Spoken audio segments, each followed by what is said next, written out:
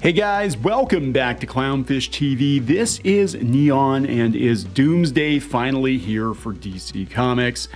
It would appear that David Zaslav, Zaslav the Destroyer, Zaslav the Impaler, has turned his ever-seeing eye on the underperforming comic book side of DC Entertainment. Now, there is some news coming from Wes at Thinking Critical that they're apparently auditing the company. They're looking at the books, they're asking for financial records, sales records, etc., etc., and Zaslav is ready to make a decision regarding DC Comics.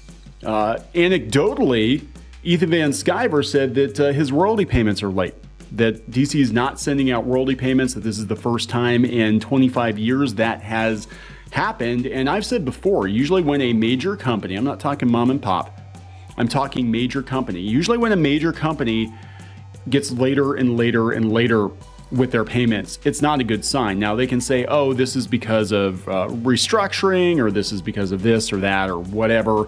All of our money is in crypto. I don't know what the excuse is going to be.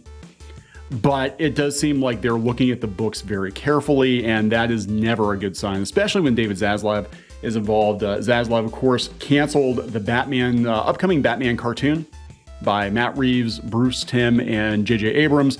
Might have been a mercy killing from what I'm hearing. At first, I was kind of upset that they canceled this, but now people are saying that current year Bruce Timm is not like the Bruce Timm of yesteryear, and we wouldn't have gotten a spiritual successor to Batman the Animated Series anyway. It would have been a bastardized version of it. So it might have actually been a mercy killing. Speaking of mercy killing, I love this Fandom Wire site. There was an article there talking about all the cancellations that David Zaslav is doing, and they talked about Batgirl, and they said that they euthanized her. They euthanized Batgirl. The initial blow below the knee came without warning, and the industry felt shock when the $90 million HBO Max film Batgirl was euthanized. I guess that's one way of putting it. Speaking of euthanizing, will DC Comics get euthanized? Again, these are rumors. They're not my rumors. So take it with a grain of salt, I guess, but we're going to talk about all this before we get into it any further. Please subscribe for more pop culture news, views, and rants, guys. Over 274,000 subs. Thank you so much for the support. Speaking of comics, your support has been greatly appreciated. Crimson Ren Volume 1, which is the first brand new material from Clownfish Studios, Clownfish Comics. It's over 130 pages. It's hardcover. It is a PG-13. I hesitate to use the term all ages, but your kids can read it. It's fine. Imagine that. Kids can read comics, and it's not a kiddie comic. But we're almost at $25,000 a day and a half into the campaign. You guys are amazing. Speaking of amazing, the artwork is by Jose Garcia, who does some amazing work. He's worked for a number of animation studios, and it shows. This is some beautiful, beautiful stuff. And we're very proud to be able to finally bring you this story. It's been in development for a very, very long time. And DC Comics is not going to publish this. It's not their forte, and I don't know if they're going to be publishing much of anything here pretty soon. So I think Cosmic Book News covered it. The original video was from Wes at Thinking Critical. Now, Wes does talk to a lot of people in the comic book industry. Wes covers the comic book industry more than we do. I've pretty much noped out, despite working in the industry for a number of years. I pretty much walked away from it in about 2015. I'm like, yeah, this is a dead end. This is absolutely a dead end. And, I'm gonna go back to working in web development and marketing and actually make some decent money and pay my bills and pay my mortgage and provide for my family. Comics just wasn't doing that. But I digress. Wes does talk to a lot of people in the comic book industry. He said he had an insider who has proven reliable before come to him and tell him that, DC is being told basically to turn over their books, their sales data, their accounting data. And this, dovetails with what Ethan Van Sciver has been saying, that he has not been getting royalty payments. And it's been my experience working with comic book publishers that as soon as the payments start getting later and later and later and later, the end is usually near. Now, you expect this from a small publisher. You expect it from You know, even a company like IDW, which I had problems with IDW back in like 2014, 2015, before it was public that they were having financial issues. I had to chase them for 6 months, I think, to get paid for some covers. Now, I wasn't trying to be annoying about it. I'm just like, guys, it's been like 6 months. Like, what's going on? And apparently that was just business as usual at IDW, and they were just funneling all their money into movie projects or whatever. As I'd find out after the fact, I had this happen at Gemstone Publishing one time too. They started getting later and later with payments. Again, months, and it turned out that the money for the comics was being diverted to Jeppy's museum. You know, so usually the money gets funneled away from comics and into something that's more important to the business, right? Comics usually aren't that important, which makes them very disposable. And there's been a lot of talk for, years that, DC Comics might just outsource its comics. Marvel might outsource its comics. On my end, I can't speak to the DC side of things. I guess Van Sciver has said before that he has people he's talked to where there's been discussions or talk or chat or something about DC outsourcing its comics, maybe to Image, to Todd McFarlane, Skybound, whatever, which I can see happening. I mean, it's not a good value proposition, especially for a guy like David Zaslav, which, before I talk more about comics, I want to point this out too. A lot of people very, very angry about Zaslav's cancellations, especially in animation. And I've seen animation Twitter be like, that Republican chud has come in and he doesn't care about art at all. Actually, he's a Democrat. Just so you know. If we're going to make business decisions political, which everything's political now, right? If people don't like cartoons, they're Nazis and all this other crap. But if we're going to make it political, David Zaslav is actually a Democrat, and he gave $100,000 to Nancy Pelosi a couple of years ago. So just so you know. It's all about the money. And back in the day, you used to be able to be a Democrat and be a capitalist. I don't know what happened. Things got weird. Anyway, Cosmic Book News has a story on it. And again, Van Sciver's been talking about outsourcing comics. On the Disney side of things, I actually had somebody from Disney Publishing Worldwide that I was in communication with back in 2017, because I worked on Disney comics for years, so I knew people.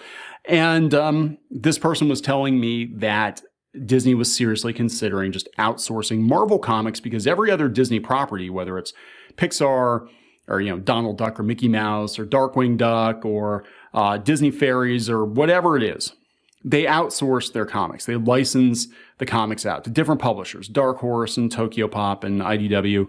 And sure enough, about 6 or 8 months after I was told that they were thinking about it, IDW announced that they were doing some Marvel comics, and this was a test for them. They did like 4 or 5 books, and they dropped the ball. As I understand it, Disney was not happy with them, not happy with the sales numbers, and they yanked the license from them. And they haven't tried it again since. But I think if the right publisher would come along, Disney would offload Marvel superhero comics in a heartbeat, because they're kind of in the same position as DC, where the movies make money, usually. The movies make money, and the video games make money, and the t-shirts make money, but the comic books are kind of a losing proposition. Anyway, Cosmic Book News, David Zaslav targets DC Comics, failures exposed.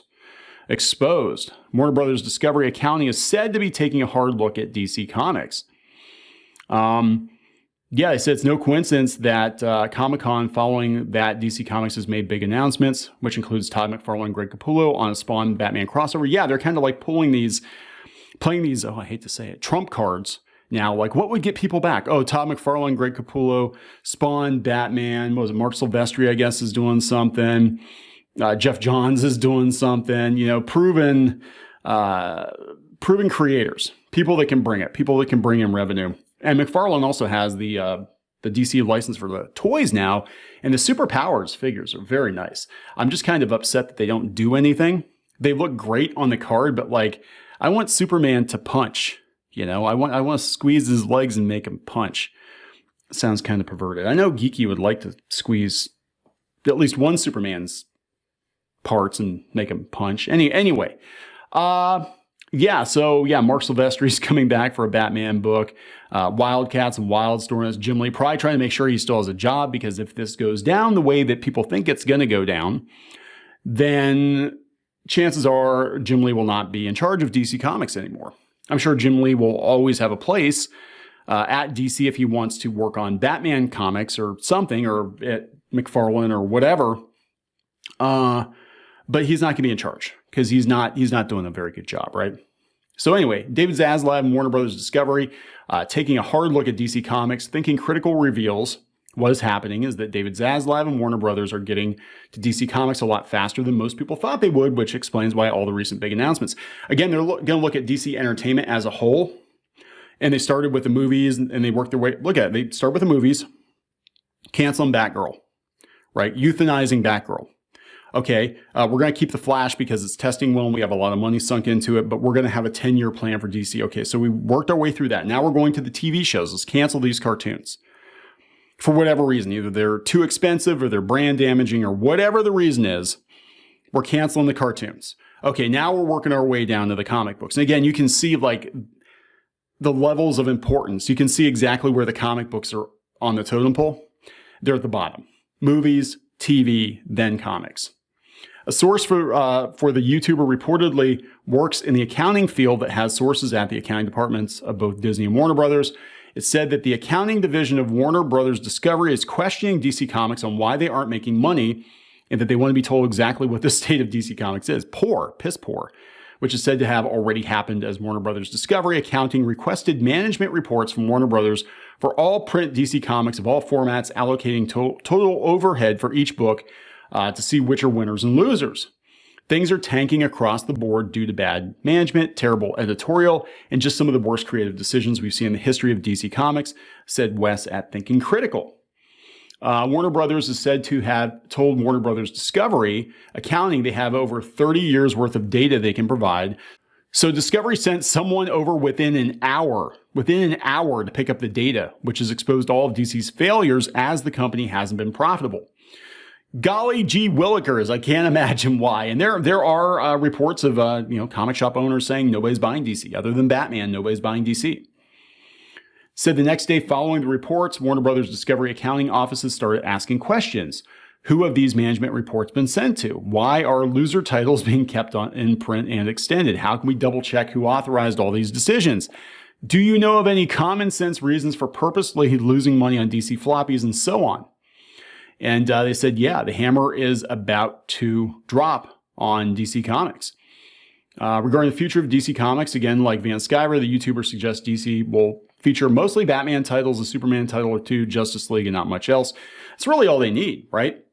I mean, really, at the end of the day, you license the books out. You have maybe 10 or 12 books in the line. You've got a Batman book or two, a Superman book, a Wonder Woman book, a Justice League book, whatever else is kind of popular at the time, but you do not need 50 plus books every month. And you stick to the core of the character. You do a reset. You do a reset like they did after Crisis on Infinite Earths, and you start over with a number one, and you keep the characters true to themselves, and you go forward. That's what I would do, but I am not in charge, and I certainly don't have the money for that license. But yeah, it's not looking too good, and this is coming out at the same time that speaking of Van Sciver, he said that he hasn't been getting his royalty payments. We have a lot of people on Twitter right now, comic book pros on Twitter, who were joining in on the outrage mobs a couple of years ago. Twitter outrage mobs. Now they're kind of like, well, maybe it's time to start thinking about doing your own comics. Maybe it's time to, maybe we need to realize that, being critical of comics doesn't mean you hate comics, doesn't mean you're personally attacking creators. It just means that maybe the comic book industry isn't in a very good place right now. We had Val D'Orazio calling out Eric Larson on Twitter for his ridiculous political hot takes, and like, this is the state of comics. It's like, yeah, this is everything YouTubers have been saying. And what's going to happen is everything is going to happen the way that people have been saying it was going to happen. The comic book industry is going to be, the monthly comic book industry, the direct market is going to be whittled down to nothing. The only viable option for most people is to go creator owned. And they're going to pretend that the 5+ years of attacking YouTubers and dogpiling people who went out on their own didn't happen. This is what happened with Image. Image was the bad guy. I remember, I was there. Not at Image, but I was a fan at the time. And I remember a lot of people at Marvel and DC attacking the Image founders. You know, basically saying they were traitors and they were no good nicks, and they were grifters. They were grifters because they were doing knockoff versions of Marvel and DC characters. They were grifters, and they didn't deserve the sales they got because the books weren't very good and the books were late and yada, yada, yada. Here we are 30 years later, and you know, it's possible that someone from Image, most likely Todd McFarlane, winds up with the DC Comics license and starts making the DC characters. Very weird, right? So in 5 or 10 years, all of this YouTube drama, all of this bullshit, Comicsgate, anti-Comicsgate, blah, blah, blah, blah, blah, will go down the memory hole, and we're going to have people who attacked YouTubers acting like they supported them the whole time.